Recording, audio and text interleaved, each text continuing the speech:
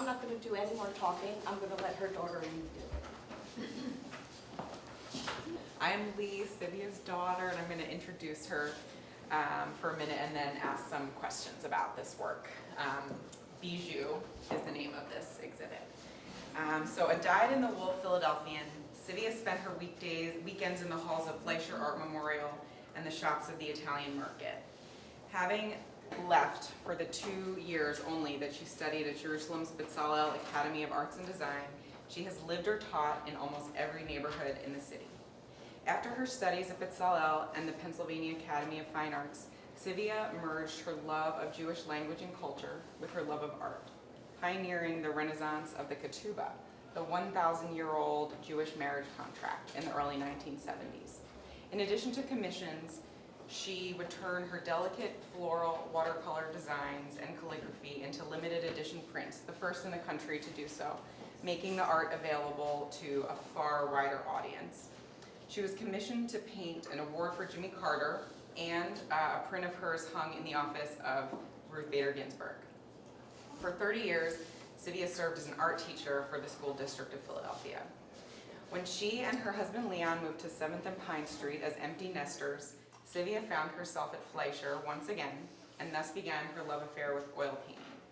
In these 15 years, she has painted landscapes, cityscapes, portraits. However, it has been the flowers that would keep her up at night, appearing again and again, often in the same vases, often the same plants picked from her garden across seasons. She has shown her work in galleries around the region and won awards for her painting. So many of your experiences, your formal art education, your travels, your intensive workshops, and gardening, gardening is kind of like an art form for her as well, I will say, have influenced and shaped your work. And so what we want to know, what was in your thoughts when you sat down to paint the pieces in this show?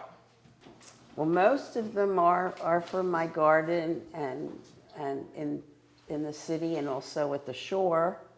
My main passion is the peonies, even though they're only 2 weeks in existence. But what I get excited about is when I have more than one element and 2 or 3 that come together. And so there's individual shapes and marks and colors, but somehow they come together, and I just sort of throw them on the table and to see what happens. When I was at Fleischer, I had a wonderful teacher who took the modeling stand, which was huge, on the ground, and she would just fill it with so many things that you couldn't paint it all at once. You had to pick something with 3 pieces or 6 pieces and just focus on that. And I still like to do that, where elements will come together and be one piece, and they have their individuality and their groupness. That's what I focus on, even in the landscapes. It's pieces and they come together. You recently returned from Dallas, Texas, where you celebrated the opening of your group show, Their Portraits, at the Museum of Biblical Art. The work in that show, which featured a portrait of every person taken hostage by Hamas on October 7th, and in which 6 of your friends and colleagues would collaborate, came out of your experience on your sister's kibbutz on that day, and your subsequent days in Israel at the start of the war. The painting that resulted was emotional and in some ways political. Those paintings were a chain linking you to the hostages, their families, and their advocates, and in showing them here in Philadelphia and in Dallas, you and your fellow artists spoke out to the show's viewers, revealing the humanity of each and every hostage. But when you picked up your brush again, after that intensive period of work, you went right back to flowers. And so I was hoping you could talk a little bit about your emotional connection to the works in this show, after that really visceral experience you had painting hostage portraits, and how do you want to connect to viewers through these paintings? That was really good question, in that you came up with that without knowing what was in my mind the last 3 months, 4 months. Especially since coming back from Dallas, where it was so intense and so moving to be down there. I came back and I thought, flowers, you know, I need to do something more important than that. And I was talking to a friend, and he said, Van Gogh, sunflowers, do you think they're not important? Why do people get attracted and pulled to them? And I realized after talking to him that really flowers are about life and are important because they are universal, and that they're not political so much in a literal way, but abstractly, they're about life and about hopefulness and about, as we were talking before, pieces coming into a whole, which is a way of thinking about life. And I realized that it's okay. And I don't know where these are going.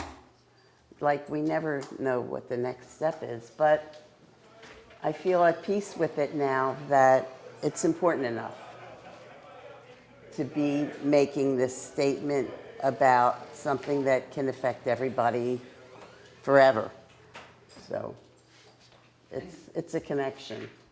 And did it feel different in the painting as well? Like, as you're sitting down to do the painting, does it feel different? You know, I'm working slower. And I think I'm working slower because the portraits made me slow down, but also I think I'm looking at the pieces of the whole, the elements of the unit that I'm relating to, and to focus.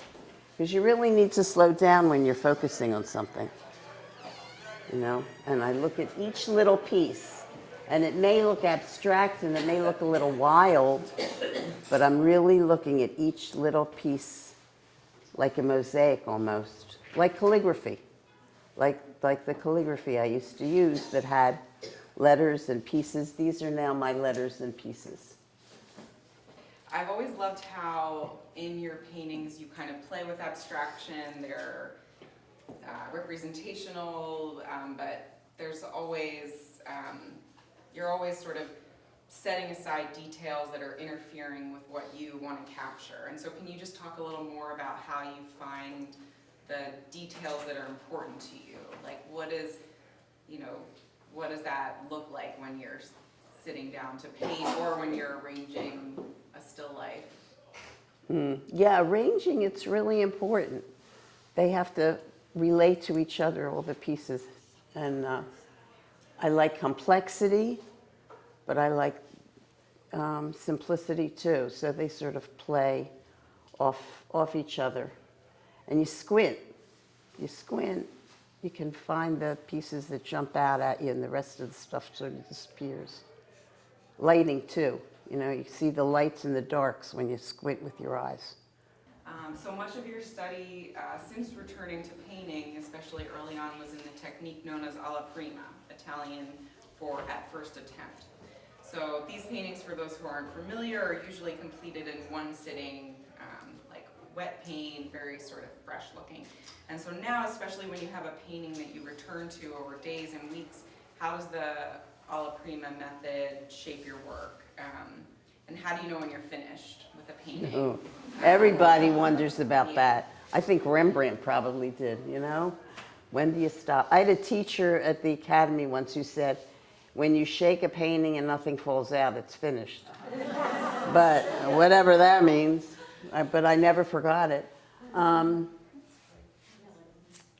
Let's see, alla prima. You know, when you're working big, you can't do that in one day. But you just have to keep it spontaneous. It's got to look like you just did it as this. You know, I was there. It was a beautiful day in Italy, and I painted it in 40 minutes, and they have to look like the same freshness, you know? Sometimes the magic works and sometimes it doesn't. And are there any of these where you felt like things were shaking out and you had to push them back in, or like any where that worked really instinctually, can you give us like an example of Yeah, that? this I started and just went and then stopped. Sometimes you need to have somebody slap you. Don't do that. No further. But this one particularly is just one shape after another, one color after another.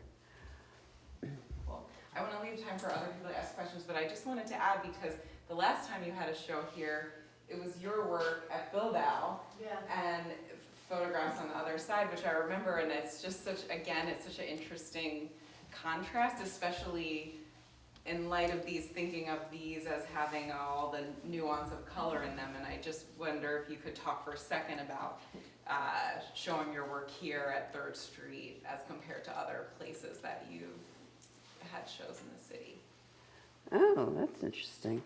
I just think it's such a wonderful group of people and wonderful variety of art. And that, yes, there are two people, and then there's everybody else, and we're all one big happy family. And that's really cool. A lot of variety and diversity in the work. But like you said, I've been showing twice, and both times with photographers. Yes, young man. What does it really feel like having that whole process? Like what does it feel like? Like, are you like, I really, really need to get to this? Like, how does it feel to do that? I can't stop sometimes. I want to just keep doing it. It's really fun. Sometimes I'll work on a piece and then say, okay, that's enough for now, and I'll grab another canvas and start another one. Even of the same thing. I did 3 of the same setup this week, and each one was different. And it was just really fun. I feel really lucky to be able to do it. It's just always fun, even when it's frustrating. Well, I asked him last week which painting I should choose for a show that I'm taking next Wednesday.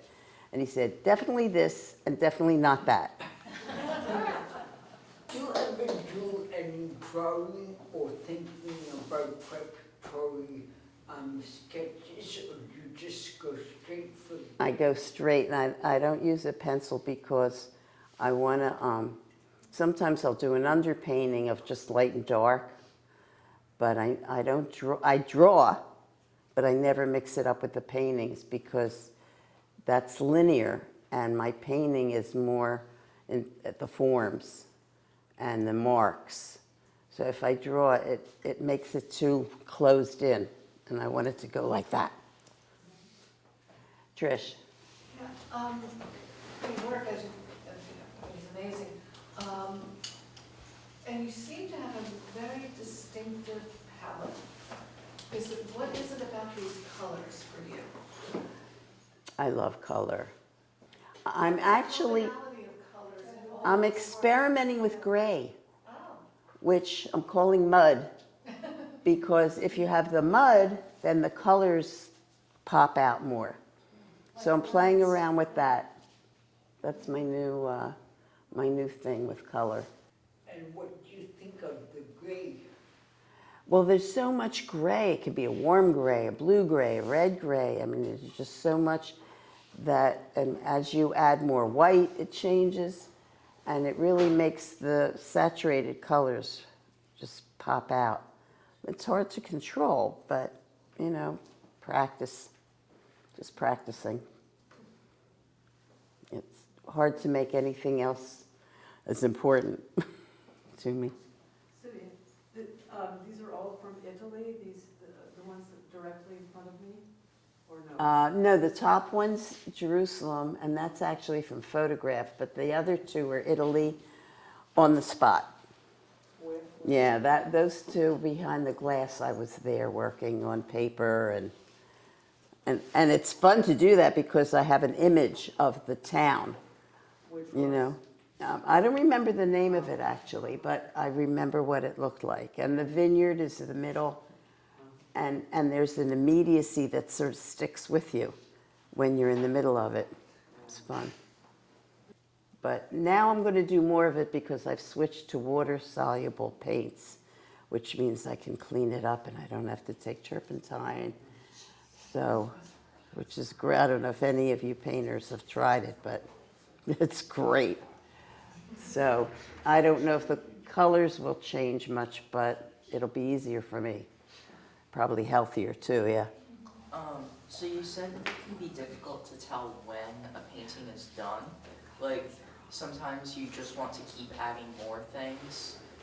And do you ever find that, like, sometimes you add too much, and then, like, you want to almost, like, do a redo of it? Or sometimes that, like, you think you have a painting finished, and then you think maybe there's a bit too much simplicity and you want to add something? Like, you might decide work is finished. I guess what I'm basically asking is, do you ever then change your mind and want to go back and edit the painting? Yeah, and sometimes it's a big mistake. And the painting that you really want is underneath 2 other layers. Does that happen to you? I don't Yep, paint, you but know. I was curious. It's definitely, you know, you can have a real gem buried underneath. Because it's really easy to get started, for me anyway. You know, you just sort of start putting the shapes down, and then somehow it can get away from you and take over. And then you bury the painting under the next layer, and it's gone. But you got to live with that. Maybe I'll paint over them, you know, later. So, thank you guys for coming.